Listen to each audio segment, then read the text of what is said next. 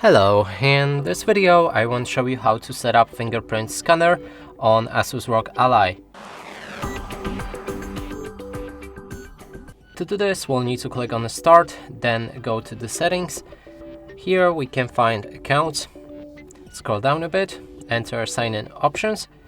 There's a fingerprint recognition. You can click on Setup, Get Started, enter your PIN for the account.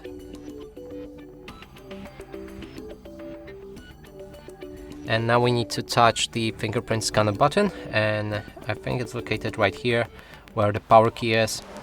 Keep holding and touching it until the fingerprint scan is filled with blue. Now it's all set. And that's it for this video. Hope you like it. Please consider subscribing to our channel, leave a like and a comment below.